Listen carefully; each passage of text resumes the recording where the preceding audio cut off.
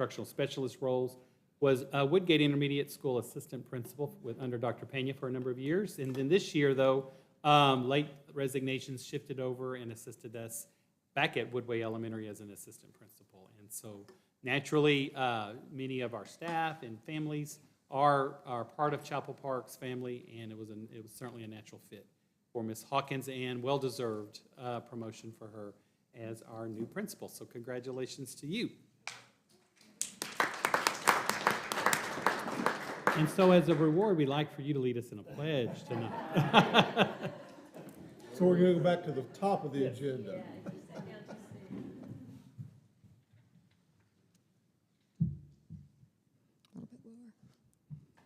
Please stand for the pledge. I pledge allegiance to the flag of the United States of America and to the republic for which it stands, one nation, under God, indivisible, with liberty and justice for all. Thank you. Ms. Marlin, are we going to have the bobblehead report at convocation where we show where all of our admin started at the beginning of last year and ended up at the beginning? Yes, yes. Yeah, that'd be great. Okay, we've got a number of items on the agenda as information items. Does any board member have any question about any of the information items? If not, we will move on to the presentation discussion items. First one of which, by tradition, of course, is the monthly finance report. Wesley. Good evening, members of the board. We have somewhat of a pared down financial report for both the July and August board meetings. There's no enrollment reports until the September meeting. We'll start looking at next year's numbers and kind of project what our enrollment looks like, and consequently what our ADA and consequently what our state funding may be for next year, and compare that to our budget for fiscal year 2023. But until then, we do have, if you'll look, our projection for the current year, fiscal year 2022, on the last page is a 2.4 deficit. That's a little better than last month. Getting a little better idea of our final expenditures, and those look to be a little better than last month's projection. We also added some SHARS revenue for Medicaid services that we provide to our students. Also, there's a budget amendment, 22-14. And again, this is for transportation items. We already had one, I know, for increases in fuel. We're having to come back with another one here, but also this will help to cover the cost of tires and some just mechanical repairs in our transportation department. Any questions?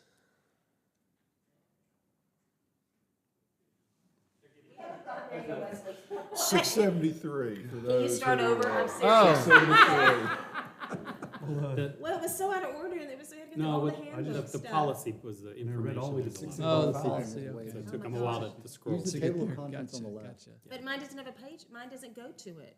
I That don't know might why. not either. Does yours go to Might it? hot links to the. Oh, mine just goes back to the agenda. So they asked you, would you mind, Okay. Mr. Brooks, starting Sorry. over again? So that font is really strange on there. But so yeah, any questions on the projection or any other reports in the financial report, the budget amendment? Questions from the board? You said we're looking at about a $2.4 million deficit right now, and last Yes. month we were projected 2.6 It was, something? yes, close to 2.6. Okay. So it's a little better. And about 1.8, remember, was capital improvement Right, projects. that we amended. Turf at baseball and the Yeah. scoreboard, things like that. So it's really about difference of that. That's right. So the 600,000. adopted budget was a 1.9 deficit. And if you take those larger items out, then we saved about $1 million. It'd be about $800,000 deficit. Have you heard anything from the state about any extra funds to cover the security measures they keep talking about that they want us to do, or any? Nothing for sure. There's definitely a lot of discussion about it, and I'm sure, in this next legislative session, that'll be something they'll address. Yeah, since you brought that up at your table there, I have a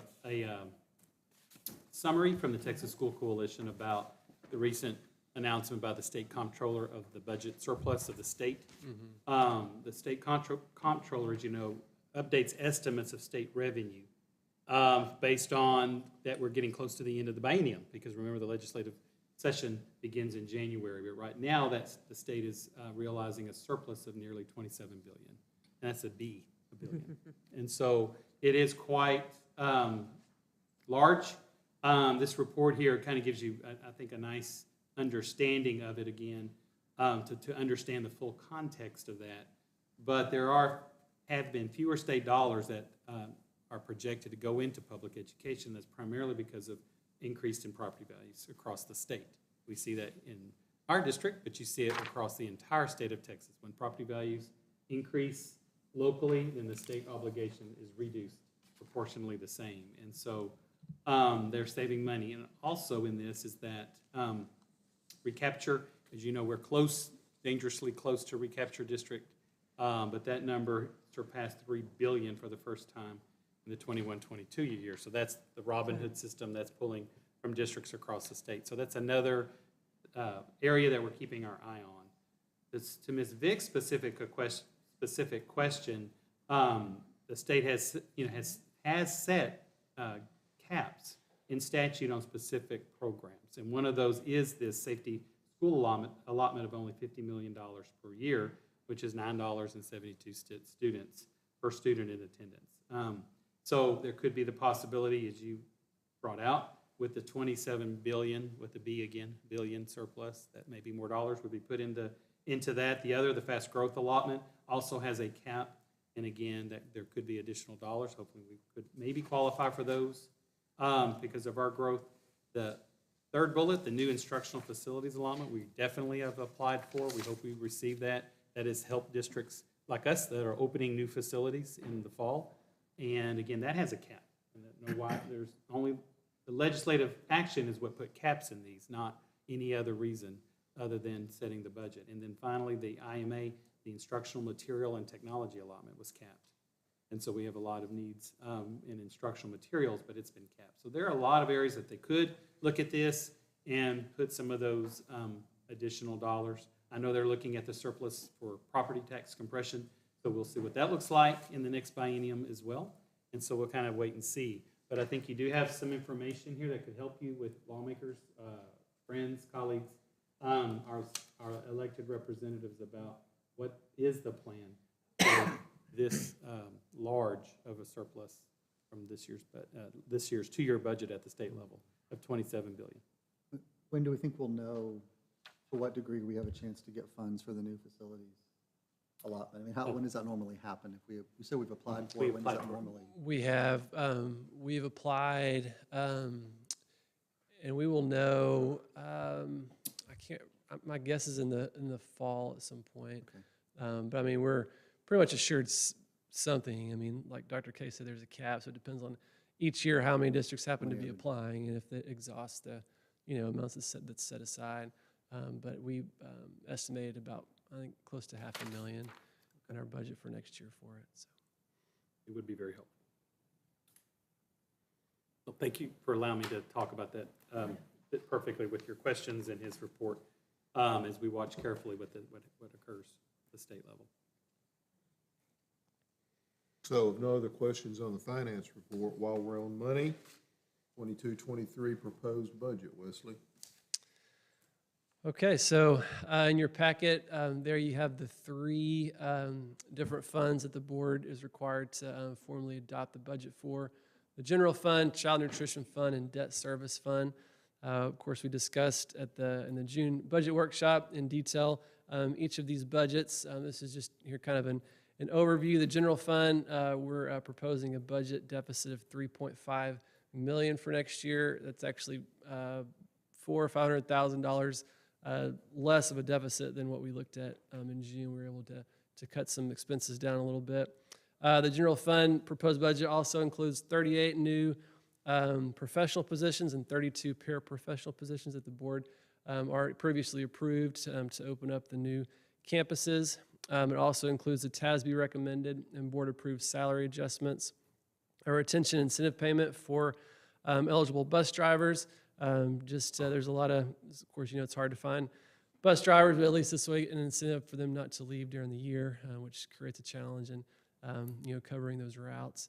It includes district health insurance contribution of $365 per month, charges to the Technology Internal Service Fund of $900,000, and that's what we set aside each year from the general fund for the repair and replacement of iPads after their useful life. And finally, the utilization of $2.1 million of ESSER 3 funds to supplant some general fund salaries. So without the $2.1 million of ESSER 3 funds, the deficit in the general fund would actually be $5.6 million. The Child Nutrition Fund, a budgeted surplus of $36,000, and the Debt Service Fund, a budgeted surplus of $1.9 million.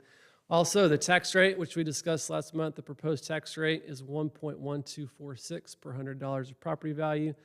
Two components there, the M&O and INS components. The M&O rate is 0.8546, and the INS is 0.27 cents. The M&O rate will maximize the amount of state and local revenue we can generate without a voter-approved tax rate election. And the 27 cents will provide sufficient funding to service our bonded debt. And also keep in mind, within the M&O rate, there's Tier 1 and Tier 2 rate. The Tier 1 rate is mandated by the states, our maximum compressed rate that's basically given to us. We do have discretion as a district for the Tier 2 funding. That's where we have our 5 golden pennies, and each one of those yields us $945,000. About $600,000 of that is local revenue, and then and about $300,000 is state revenue. Per penny. Per penny, that's right. What's our current M&O rate? Total The rate for this for year? 2022? Yeah. I do not have that in front of me, but it's, we're proposing 0.8546. It was close to 0.9, I believe. Yeah, I think it was 0.9 something, I don't remember the exact number, but I think Wesley's right, I think it was over 90 cents for just the M&O rate. Right. And that's with 5 golden pennies, and the compressed rate is 0.8046? Yes, right. So the proposed rate for next year for M&O, 0.8546, 5 golden pennies. So the compressed rate, you're right, is 0.8046.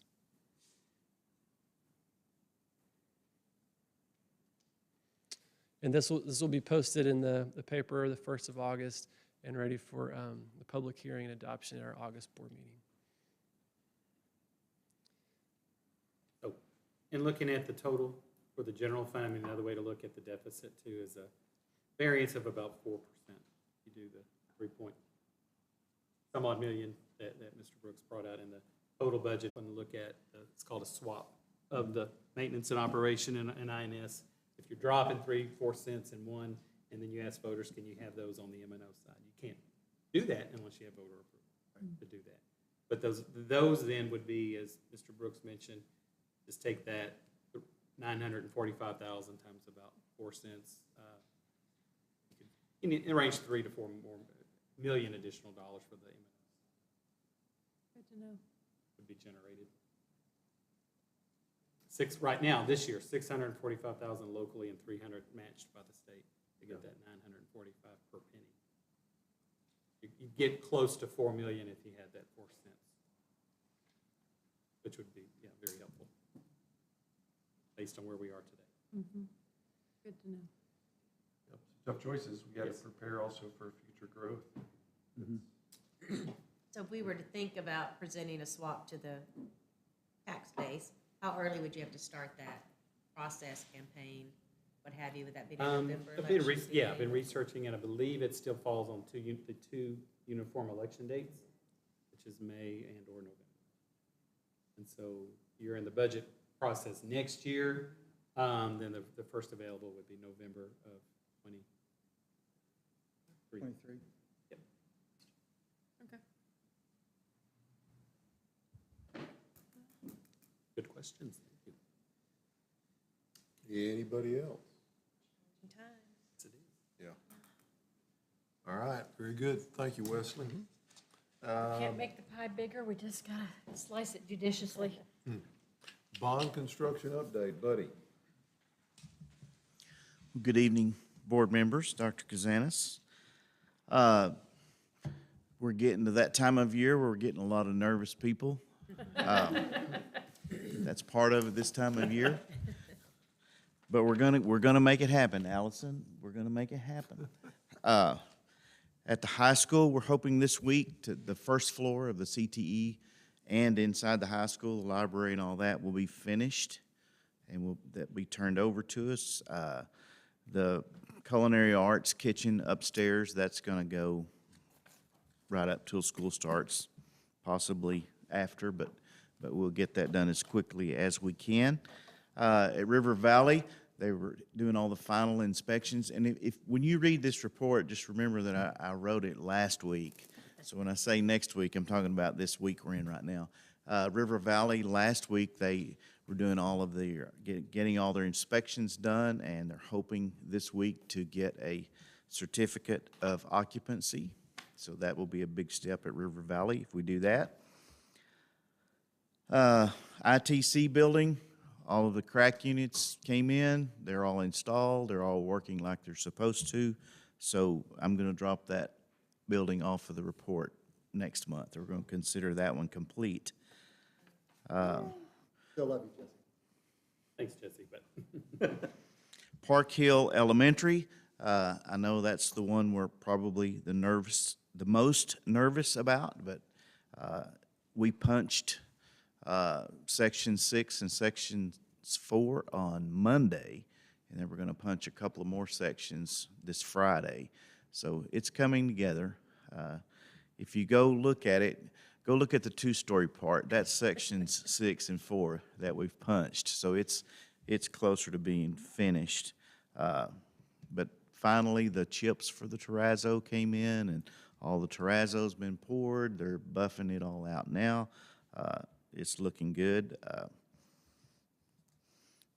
I don't know what's going to happen with all of the landscaping because of the water restrictions. You do get a 30-day exemption on the water restrictions on new construction, but we're not for sure that 30 days will be enough, so we're not for sure exactly how that's going to play out, but that won't keep us from having school there. But if you go by and you don't have pretty green grass yet, just know that it was because of the water restrictions. They're putting in all the irrigation system right now, but. Will they let us go in occupy the building even if all the landscaping's not? Oh, yes, yes. I think it'd be good to wait. If not, we'll put the landscaping out and let it die. If we had to do that to get in the building.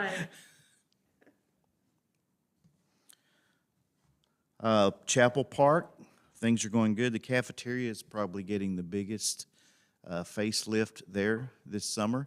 It's looking good. The ceiling is going in. The painting's being done. The awnings are up. If you haven't seen the awnings out front, and the awnings back on the bus loop, those are up. Those are looking good. The playgrounds are going in. There will be the spinners that you approved a couple of months ago probably won't be delivered until sometime in September. So there will be like one section of each playground that will just be left out until those get here. And then they'll install them and then pour the poured in place rubber on those, probably on a weekend but that will be done. That will be after school starts. The middle school still have plans for the administrative area to be used August 1st. Some of the classrooms will go right up until school starts before we get those, but we will get them. The portable buildings, we ran into a little hiccup there. That parking lot where we set them, the slope was so steep that when they first tried to set them, the buildings weren't stable. Is that me?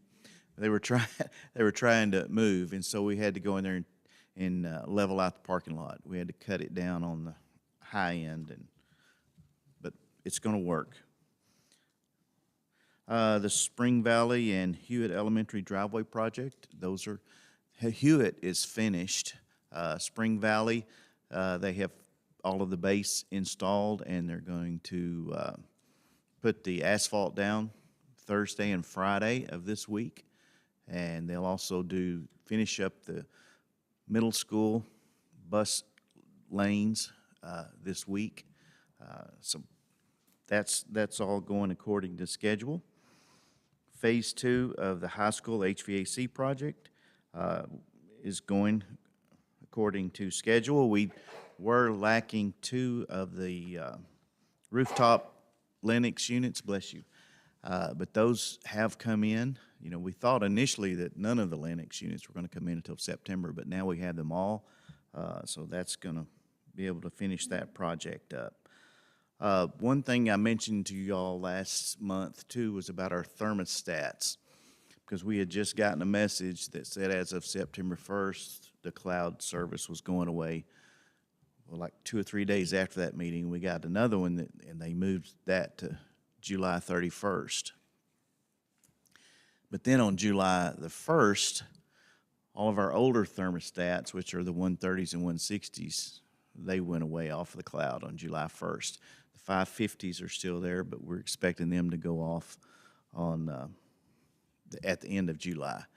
But we have made arrangements to start getting new ones installed, and thanks to Wesley, we're hoping that that's all finished by the time school starts too. So we'll probably, the last one we'll do is here at admin, so we'll let them suffer here if anybody has to suffer. Any questions? Suffering here, have you? Really, that's true. That's true. No suffering, no pain and suffering. Any questions, comments? Are we, on the high school work that's being done, I know there's various groups in there already. I know band was in there last week, my kiddo was. Are we trying to prioritize getting things done in places where we know students are going to be this summer, or what's kind of our? The original plan is to have band and athletics Finished? ready by this coming Monday. Okay. We're still pretty We good should about be that? close to that, but that was the plan. So that they were targeted first, and we started there first, so that, Goaltenders, I think, started this week too. yeah. Okay, good. Buddy, has the extreme heat affected any of the materials or any of the new buildings or caused any problems, concerns? Not that I'm aware of. It's just, makes it difficult on the workers because it's so hot. But most of our work now is inside the building, and HVACs are working, so the biggest thing that will probably show up is when Wesley has to pay the electricity bill. And I know this isn't ours, not your responsibility, but do we feel like the Mars Drive is progressing the way it should be? Or do we expect? So far, Allison, I mean, it's going just the way they told us it would go, isn't it? The section that they're working on right in front of the high school right now is slated to be done before the first day of school. Okay. But then it will bump up the road towards Texas Central Expressway. And I have a meeting scheduled either this next week or the week after with the construction group that's working there, just to make sure that we have all of our ducks in a row for transportation in and out for students, parents, drop off, all of that. Because the next section of road, it will be closed from Panther Run Panther Run to Texas Central. Across the railroad tracks to Texas. Yes. And so it's to the railroad tracks first, okay? So we're going to figure out a different way to bring the buses in because we bring them in that way, but How are we doing on furnishings and fixtures? I know there was some delays on a few things. Are things coming in that have been ordered? most things are coming in. Most are already delivered. Even at Park Hill, they're already putting furniture in the classrooms. Some cafeteria tables, there's a possibility of some delays on that, but we have plenty in storage that we can start school without that.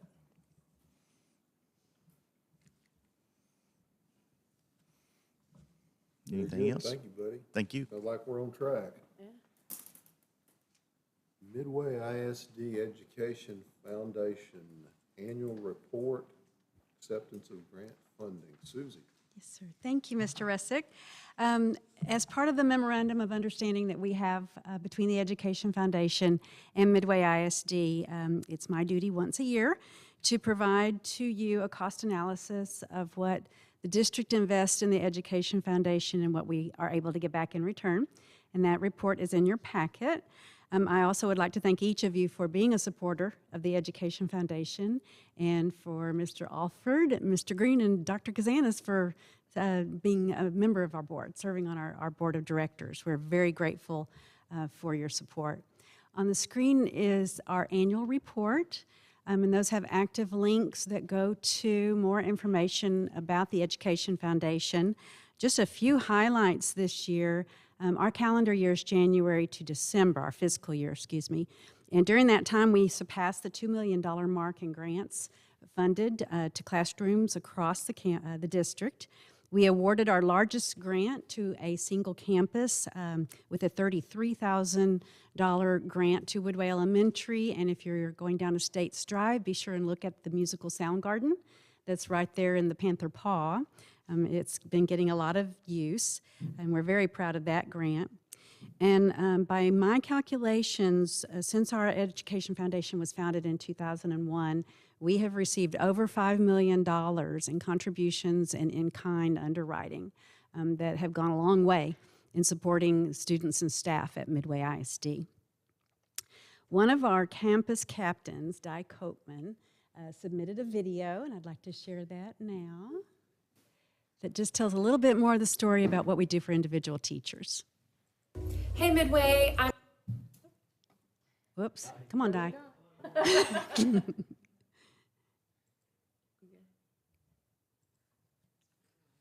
Being Henri.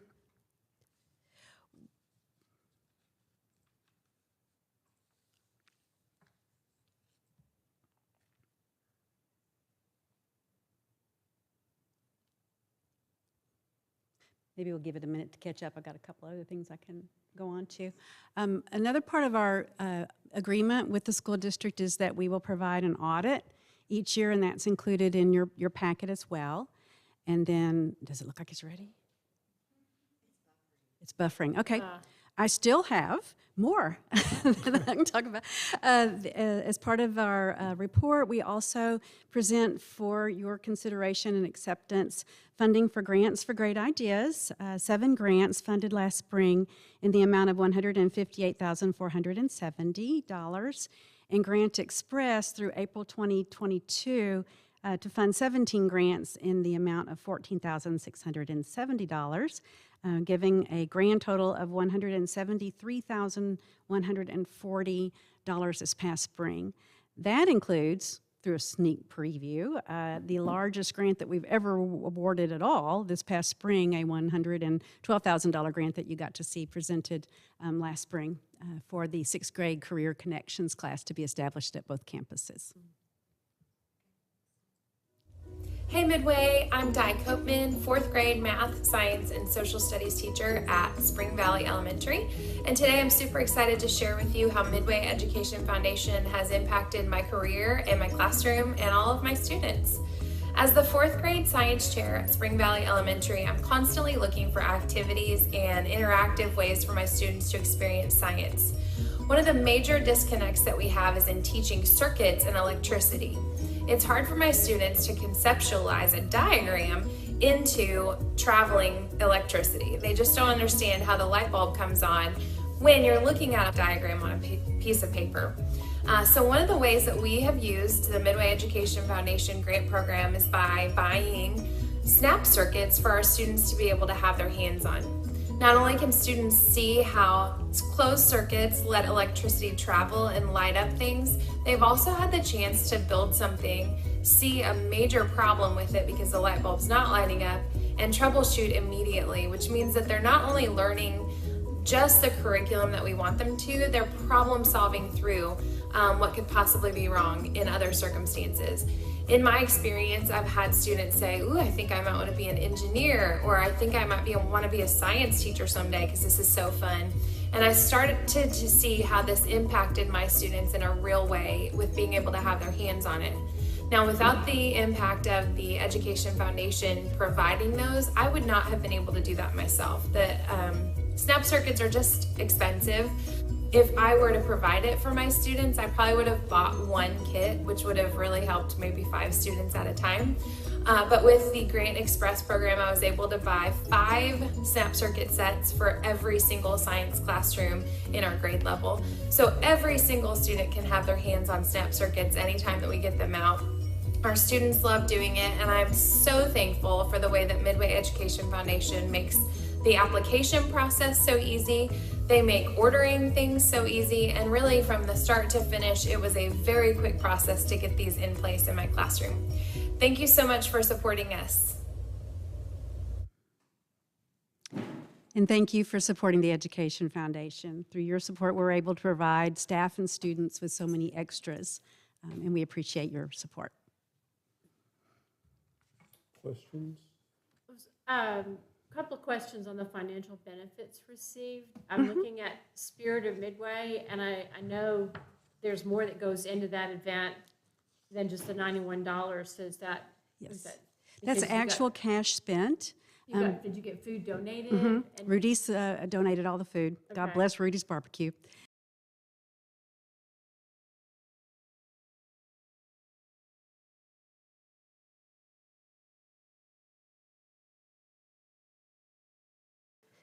Just wondering about these numbers since there wasn't an actual meal. I know there's, I'm just wondering what those expenses are for. Right, so this would have been spring of '21. Right. When we had the presentation, and we produced a booklet that did go to each one, and that's the majority of that cost. We also provided the teachers with little gifts, gift Right. cards. Each teacher received a $50 gift card for Rudy's Barbecue.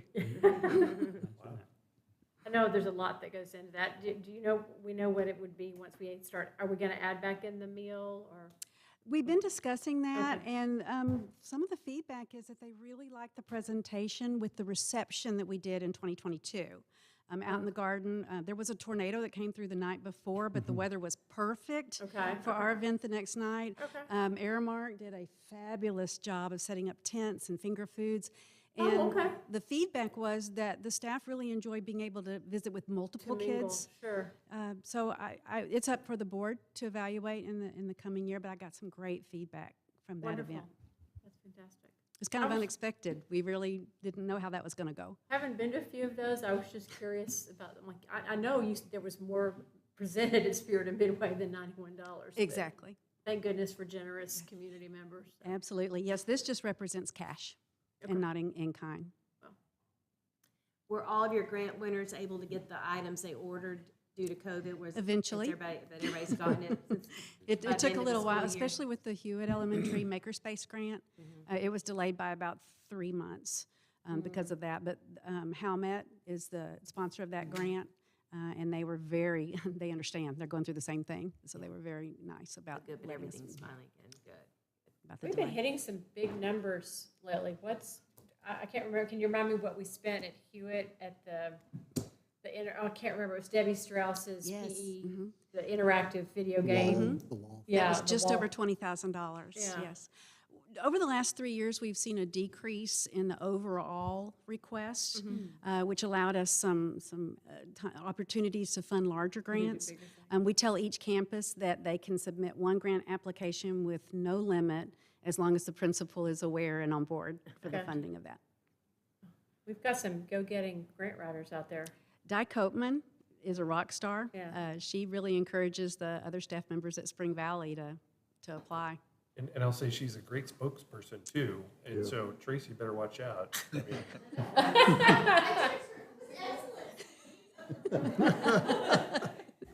Hey, so as the faculty that write these grants and get these awards, as they move around from campus to campus, do those items go with them? Do they stay with the campus? How does that work? Good question. Our policy is if the grant was awarded to one teacher, they just submit an email to tell us that we're going to be using it the same way at the new campus, and they have permission to take it. If it's part of a group, it stays at the with the campus. campus. Because it wouldn't be fair for 3 teachers to have a oh, widget sure. and not 2, so they do have to stay. But the teachers that leave can apply for the same thing. Yeah, they're on and campus. so then as we have new campuses, we open Park Hill, and even Chapel Park sort of becomes elementary. Do we is there kind of a renewed emphasis on encouraging them to apply since they may not have a lot to start Yes, with? Or- absolutely. We do have a policy that they need to be at their campus before they can apply, so that they're there and know what they need. But we also moved up the Grant Express timeline. We typically wait until September 30th to award our first Grant Express, but we moved that up to August 31st because we knew the teachers would get on to their campus and realize that they had some needs. Very good. Susie, do you know why grant requests have gone down? Do you have a? I think there was just so much going on, just hanging on by their fingernails, for a while. Principals, perhaps y'all, yeah, I'm seeing some nods. I just think there was just so much else, so many distractions. Right. But they're picking up again. Okay, good. And you couldn't do as many group things as, the last couple of years with activities, COVID. I mean, that was, a lot of the grants tend to lend themselves to that. When you're in survival mode, it's hard to get creative. Right. It just sucks out different parts of the brain. So we made lemonade out of lemons, and that's how we were able to fund the Career Connections grant. We typically wouldn't have that much in surplus, so we were excited for that opportunity. I want to go to school in 6th grade next year. I do too. Figure out what I want to do as well. Okay. Thank you. Thank you. Congratulations on the $5 million mark. Yeah, that's That's huge. Yeah, $2 million in grants. All right then, safety and security update. Throw Dr. Otajima into the deep end of the pool.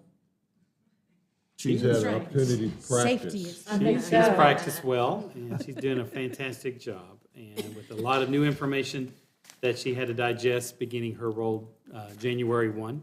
Our first safety and security meeting was July 1. Yeah. Our first meeting was July 12th, so she I didn't know had she was shadowing. 12 Just 12 felt days. like 6 months. Yeah, Yeah. it hasn't been. No. It feels like It it. feels like 6 months, right? Well, good evening, and thank you, President Russick and members of the board for giving us this opportunity tonight.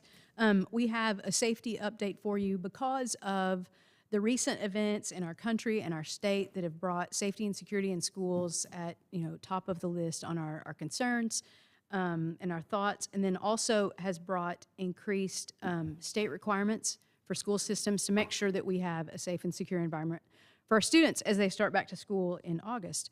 So we're going to look through several items tonight.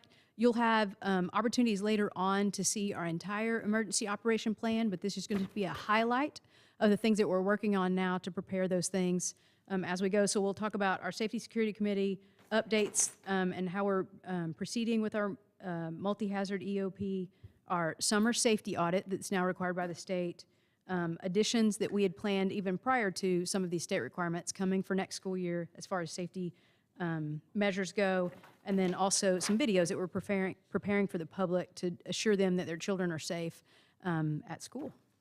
So the first item there, that Safety and Security Committee, we're guided by legislation. So Texas Education Code says that every school district has a Safety and Security Committee, and they guide us in the things that we do with that committee. We have participants, both in the district and then also in our community partners and law enforcement agencies. So you can see on this slide that we have a great representation from departments in our district, whether it's our technology department and board members and our superintendent, through our public relations and student support services and our administrative services office, campus administrators and teachers, and then our SROs that are on our campuses that are part of the law enforcement agencies locally. And then we also have, in addition to our SROs, we have Hewitt Police Department officers and administrators. Our police chief is on that committee. The Woodway Police Chief is also on that committee. We've added the new Hewitt Fire Chief to the committee as well. We have Sheriff's Department officers added, as well as emergency management folks from McLennan County, an FBI person who is also a parent in our district, and then DPS representatives. So we have a nice partnership with those law enforcement agencies and our parents and our district staff. So nice committee there to work on the safety of our schools. We meet 3 times a year, and that's also guided by legislation. So we've had our summer meeting already. We did that last week to talk about current events, any updates that we see coming that need to be addressed. We talked about the requirements from the state that this committee also has a hand in approving as far as we have those reports ready to go. We'll meet again in September due to those deadlines for the state reports, and then again in the spring of the year. So again, that committee by law has roles that they play, and the first is to develop and implement emergency plans that are consistent with our district EOP plan. We provide recommendations to the district, to the school board on things that we need to see changed, that the committee has talked about and addressed. We provide information for those security audits that happen usually every 3 years. So our regular audit would have happened next school year, but because of recent legislation, all school districts are doing that this summer as well with a partial audit that we'll talk about in a second. This committee will also review those reports so they know what we're submitting to the state and they can look at that as we collect that information. And then the last item that's charged with for the committee is that we consult with law enforcement agencies to increase that exposure on our campuses and around our campuses. And you can see that we have a nice opportunity to work with so many of those law enforcement agencies that we feel like we could accomplish that. So as far as updates to our multi-hazard emergency operations plan, we are looking at these items now. I feel very fortunate to have stepped into this role with it in the position that it's in because we've been working towards safety and security for a long time in Midway. And so there are lots of things that are in great places.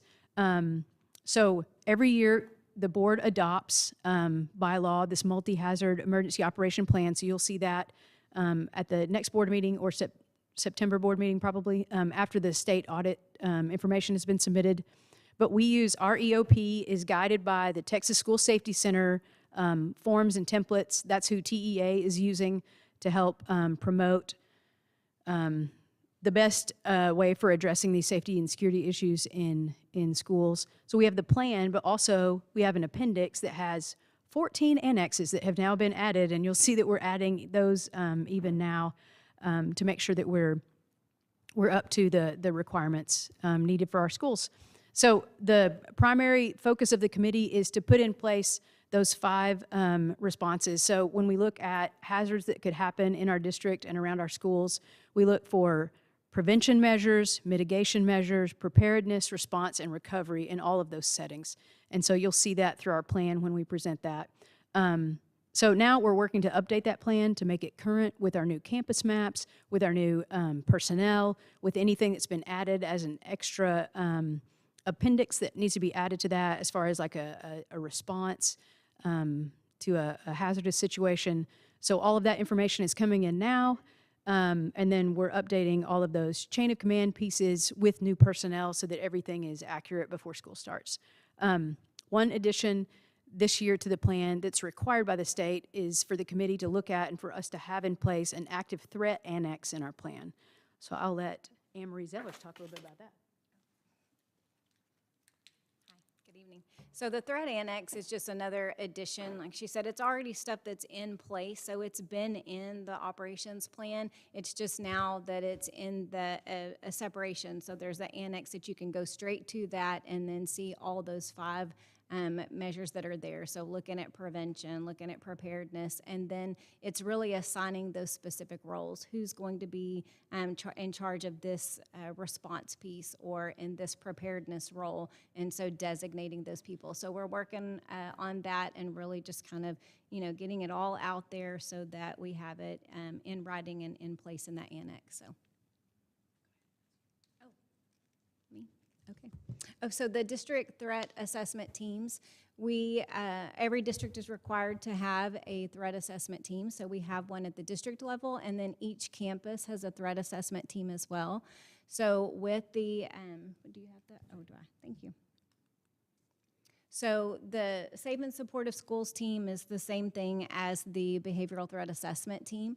The district level team has good representation so that we have mental health representation, we have special education representation.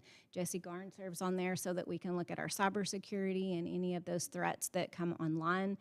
So all of those, Buddy Freeman's on there with us as well. So several of us meet together periodically and we just look at things that are going on. So we review sadly, we look at things that have happened in other school districts around. We look at the response. We look at the reunification. We look at the threat assessment process. And so we review what we have in place.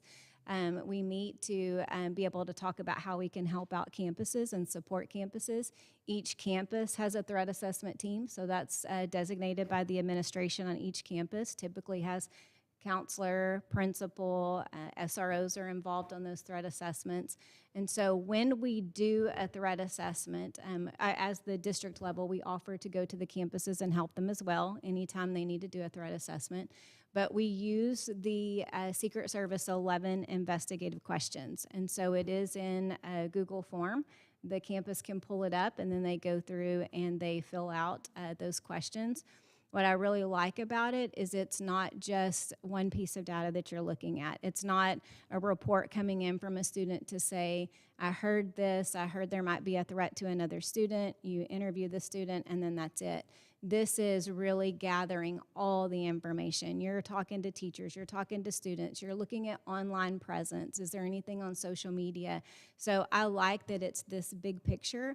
And then the other piece of this that's really important is that the threat assessment is about bringing the child closer. It's about bringing an individual closer to you. So what do we need to do to support this student? Is there something that, maybe the student's at risk of self-harm. So how do we get that student connected with support? If the student's at risk of harming someone else, what do we do? And so it's not just looking at all the information that there could be a threat to others, but also a threat to harm of self. So we look at all that. Again, as the district level, we'll go in periodically and review some of the campus threat assessments too.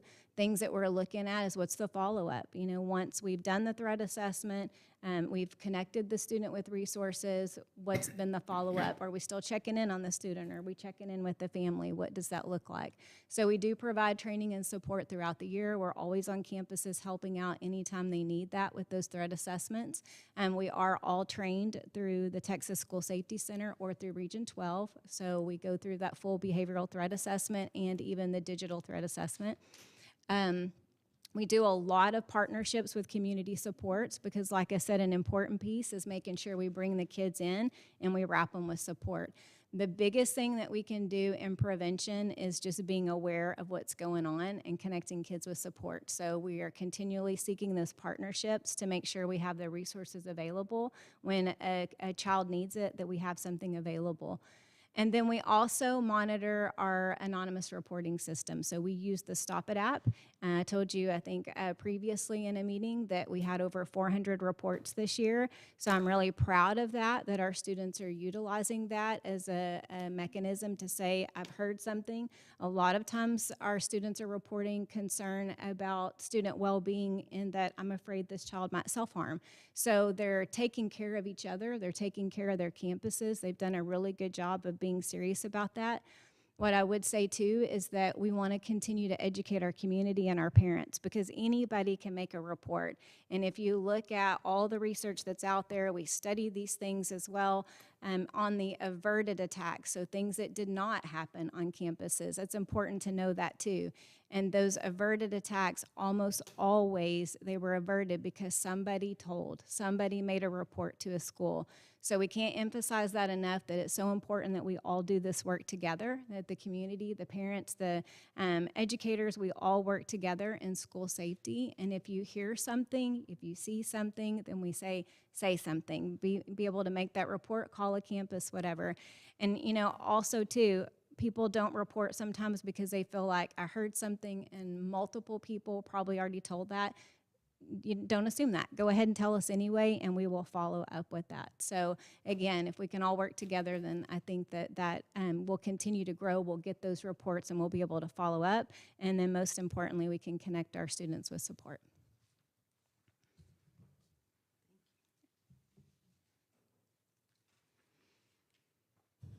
So as far as summer safety audit requirements go and the requirements of our district is first, the top two items are new this year, brought about on June 1st and 2nd when the governor asked that TEA and then also Texas School Safety Center respond with some tools for schools and then to operate these audits. So the first is a partial safety audit, which would be like our normal audit that we do every 3 years, only abbreviated. So it goes through checking facilities, but then also the training of staff and your MEOP and whether or not you have the things in place that you're required to have on those regular audits. And then in addition to that, we'll conduct an exterior door safety audit of every instructional building in the district. So we'll go through every door and check it for the criteria that they ask, and then be able to collect all of that information on every exterior door and look district-wide at the total numbers of needs. In all of those reports, after you identify the things that are on the list, then you also, if you are not in compliance or where we want to be with that point, the next column over is how you're going to respond to that, the timeline, and the person that's responsible for that. So it really is a working plan of making sure everything is safe and fully operational, but by the time students get to school. I also believe that they'll use this audit information to inform possible funding in the future. So these audits are due between September 1st and September 9th. So all school districts will turn the audit information in at that time. We're also required to convene our Safety and Security Committee, which we would have anyway, and we already have, this summer to begin looking at that multi-hazard operation plan and updating that, and then also looking at that active threat plan, which we're doing. We're also supposed to ensure that all campus staff, including substitutes, have training. We routinely do this every year already, so we'll continue to do that. We will have all mandatory drills scheduled for the year. We also do that routinely, so that's not new for us. We'll ensure that threat assessment team members are trained. We also do that every year. Review and, if necessary, update access control procedures. We have those, the access points where visitors are allowed to come in the building, and that protocol that we already have in place, so we'll just review that, make sure we don't need any additional steps. And then also, for the new school year, on your access control procedures, you have to make sure that you do a sweep of exterior doors for every instructional facility at least weekly. So we have that planned. Actually, the principals are working on plans to do that daily right now, but auditing-wise, we would have to ensure that we do it at least once a week. So as far as the security additions for the school year go, these were in place prior to any of the state requirements that happened in June. And so I'm excited to tell you that we have an additional SRO that's been hired that will be coming on, and that was primarily due to our building configuration. So we have more schools. So this year we'll have 2 officers at the high school, 1 at each of the middle schools, full-time, not sharing campuses, and then an officer that will take care of 4 campuses, like the River Valley Middle School feeder campuses, and then another officer that will take care of the 4 elementary campuses that feed Midway Middle School. So we've been able to cover all of those campuses with an officer, and so now we have 6. 3 are from Woodway, and then 3 are from Hewitt. We've also hired an additional security guard that will be in our high school parking lot. He's a former SRO that was at our high school, so he knows the campus well and that job well, but he's hired as security. So after the beginning of school hours and when the building is like closed for students during the day, we'll have a singular entry into the student parking lot in the back, and they'll come through that security area for that one-way entrance and exit of the high school parking lot. So that's fantastic. We also had additional funds slated to purchase cameras for the high school because we had that new wing going in. So those will be placed as soon as the construction allows us to have those placed. So those are purchased and ready to go. They just need to be installed. And then also, Anne-Marie, do you want to talk about the MOU with TChat? Becky, can I just ask you quickly, which exit and which part of the parking lot will be open during the day for the single access? Go ahead. So we're putting, we call it a guard shack right on, it's kind of the V point from the MAC to the entrance that's directly right there in the back where it kind of splits out to like the blue parking lot, the white parking lot. It'll be right there, and there'll be an electronic arm that goes up and down. Oh, okay. So students that should not be there are not allowed onto campus, as well as they can't leave without permission to leave. So Gotcha. it's a little bit of both. Okay. And do we feel like even with the construction, that's going to be feasible or beginning of the year, or do we need to modify that? No. It's supposed to be. I talked with Mr. Yorman about the electrical lines being run from the MAC to the guard shack. No, I'm sorry. I mean the Mars Drive construction project, the road construction. Is it going to be accessible? The goal is yes. Okay. Very good. Go ahead. So the T-Chat, we did this partnership in April, and so we heard information about this as a possibility, and so we were able to get the paperwork together and get an agreement signed with T-Chat. So this is just another support service available for students. You know, when we talk about connecting kids with supports, a lot of times we'll share the information with families. We've got all the great community resources available, but there may be a 3-month, 6-month, wait to be able to get those services. So the T-Chat service is a telehealth option that a family can call. They can get the student connected with some support. They get 5 counseling sessions. They will set up time with the student to be able to offer those 5 counseling sessions. If they determine that the student needs psychiatric care, they also get 5 visits with the psychiatrist. What I like about this is that simultaneously, while they're working with the student through the telehealth, they also work with your community partners and get them set up on a waiting list so that they're seeing somebody while they're on a waiting list to see somebody within the community. And so that's just to take that wait time out and when there's immediate need to get a student connected. So we did establish that partnership in April, and we immediately had campuses connecting students with it. Excellent, thank you. So the last item that we wanted to share with our safety update are safety videos that are being produced right now for students and families to let them know and really remind them of the safety protocols and the measures that we take already so that they're comfortable coming back to school, similar to what we did with some of our COVID procedures last school year so that students and parents would know what that looks like in our schools. These are videos that will air prior to the beginning of school to ensure them that they'll be safe on our campuses. So Tracy Marlin and her department, as well as Dr. K and our building principals, have created some conversational videos to remind them of just the safety protocols that we have in place.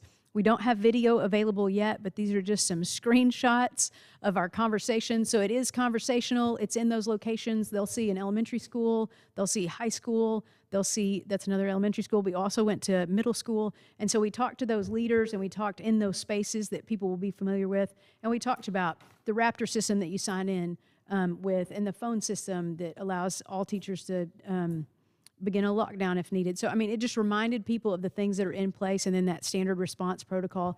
We want our students and our families to feel prepared and not scared when it comes to safety and security. And so that's communicated in these videos in a way that's friendly for students and parents. So they'll know and feel safe with their students coming back to school in August. So, do you want me to go back to that one? The videos will launch the week prior to school starting so that they have that fresh on their minds as they're coming back to school and thinking about their classrooms and school procedures. It will highlight our security measures that we're allowed to share. Not everything in safety and security can be public knowledge, but we're going to share as much as we can to make sure that they remember and that they know we take this seriously and we have those measures and procedures in place. And then they'll see a variety of campuses, both elementary and secondary, in these videos. And the intent, again, is just to share what we can with families so that they feel safe.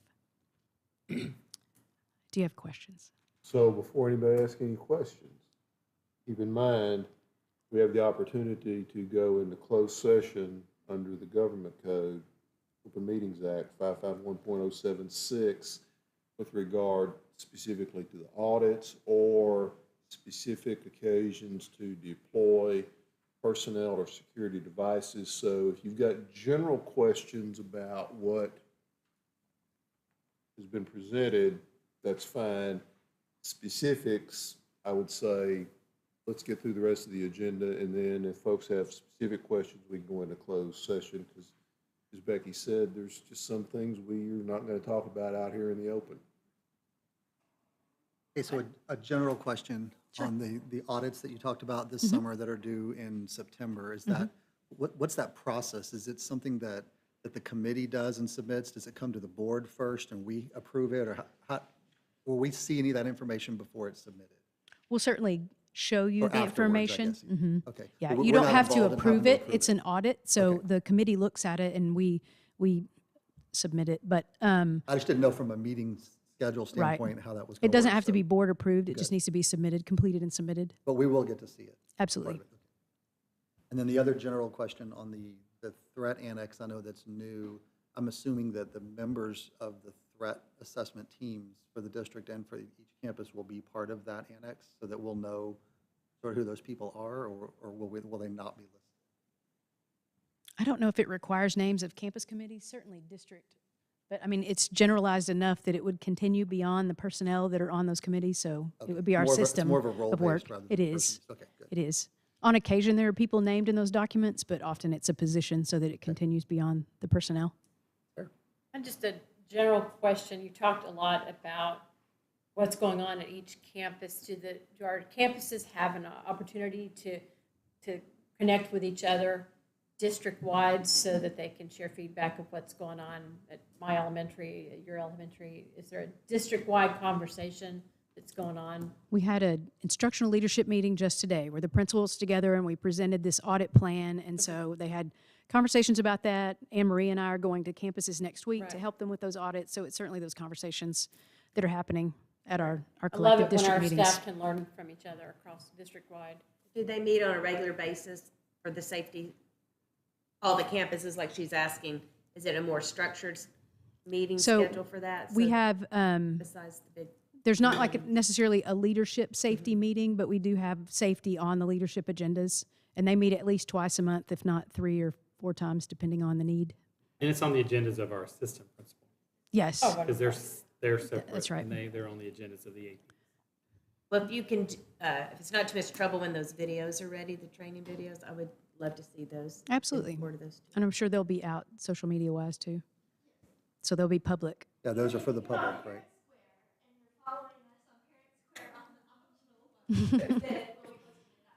Okay. Forgot what Pear Square is. It's our anyway. It's social media Yeah, investment. and It's very Yeah. good. You should sign up. Website. It's Okay, good. I do, I'll do it it's right all now. combined. I've had so many different New and Midway apps. improved. I will do this. Okay.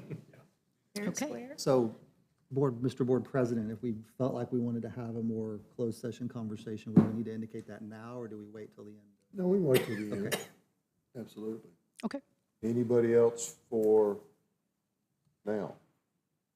All right. Great. Excellent. Thank you. Thank you. Thank you. Thank you.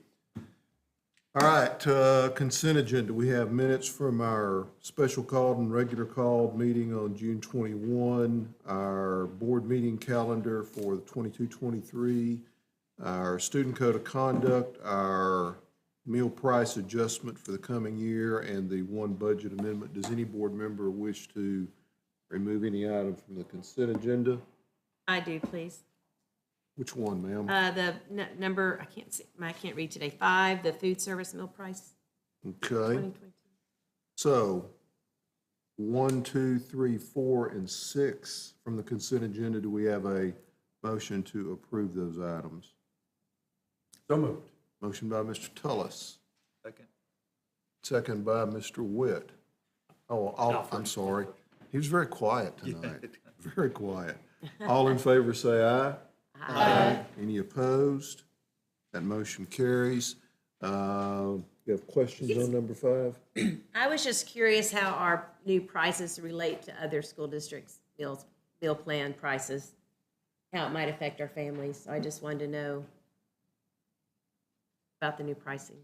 Rudy Rudy Fred's here, know? he's our Director of Food Services. And he did today also present this to our principals regarding this coming year. As you know, we have been on complete free and reduced. The government had permitted that and allowed that, but that's not in place for the 22-23 school year. And so we certainly are anticipating that and being sure our families understand how to apply if need be, the need-based free and reduced lunch process and complete the applications, so that will occur.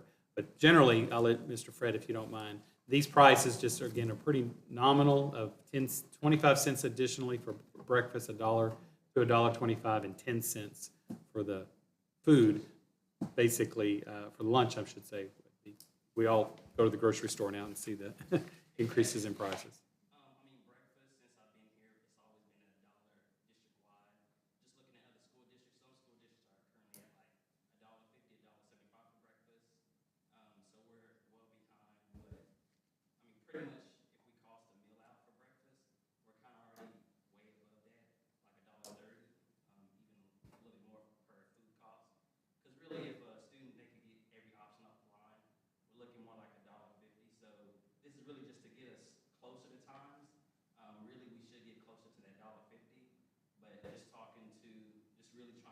conservative and, hey, let's start off small with $1.25. But I mean, you think about it, I mean, if we go anywhere, you're not gonna find a breakfast for $1, which is fairly economical right now. And like I've said, since I've been here 6 years, it hasn't increased at all. So as we look at prices increasing over the past 2 years, we're well beyond what the reimbursement rate and also just what we're bringing food in for. And then if we look at lunch, we're just looking at 10 cents. And 10 cents is really to just try to meet from where the reimbursement rate and also trying to get us up to where it could meet to where we're still making a profit for lunches. 10 cents, that put us like at high school. I think last year was at, trying to remember off the top of my head. I have to look at it. But it'll put us closer to where we should be. Some school districts are fairly higher than ours. Like I said, I mean, normally every year they increase about 10 cents minimum, which you don't have to. You can always go up higher than that. But it's really the kind of the plan was go up 10 cents this year to where this will put us back to where meal prices are, and we wouldn't have to increase next year or the year after. So, gentlemen, No, I was just saying, I know y'all put a lot of thought into it, and since we haven't had an increase in a while, and the government's paying for the meals the last couple of years, I just know some people might look at it and go, so I'm glad, I wanted it to be discussed and know that it's not taken lightly that we've done the increases. Thank you. I mean, it was something that, we really thought about, and we knew about the free meals changing. And it's also, this is just changing the fully paid. Reduced will still be. Right, reduced, yeah. Lunch would be 40 cents. So it's not changing anything with reduced. Right. But it's really just gonna be for the fully paid. Because as we look at fully paid, there's only a certain reimbursement that we get back for a fully paid meal. And we also look at on a normal year, fully paid will more lean towards buying a la carte than actually buying a meal. yeah, that was going to be my question, was about à la carte and also about the special meal offerings you do at the high school. But will those prices still be the same as well? Those prices have, we're currently looking at that. I mean, we just seen across the board like ice cream. We looked at some of our à la carte pricing. Ice cream has probably gone up like 25 or 50 cents more than what we had it for a year prior. What we've done this year is really try to be, compliant on, hey, trying to keep prices the same. But, we're just seeing a adjustment that we feel like if, we set these prices right like this right now, we don't have to change it from the till all year long. I'm really not the type to really try to, it's gone up a little bit, let's change it again, let's change it again. I really want to set it at a consistent price to where we have it all year long for the students. But we have seen increased pricing, which, it does affect everything à la carte, also the meals and things like that. Thank you, Rudy. Those prices are in your packet. If you Yeah, were that's all I at saw. 777 page, Got the page down. if you needed that. All right, so we still have to act on this one. Do we have a motion to approve consent agenda item number 5 then? So move. Motion by Ms. Vick, Second. second by Mr. Witt this time. All in favor say aye. Aye. Any opposed? That motion carries. Personnel, we don't have anything to act on personnel other than the superintendent's contract, potentially, right? On the superintendent's contract, I'm going to take the liberty of making a motion that we approve the superintendent's request as set forth in the board packet. Is there a second? Second. Second by Ms. Watts. Any discussion? If not, all in favor say aye. Aye. Any opposed? That motion carries. On safety and security, going to closed session. I would like to move that we do that, yes. Then we'll go into closed session at 8:15 under 551.076. And that'll be our last item then. Yes, sir. All right. Thank y'all for being here. Across there? Yes, sir. Thank you. Let's go. I think, and Becky and Marie will join us. Yes. Thank you. Sticking in my chair. Go buy some ice cream.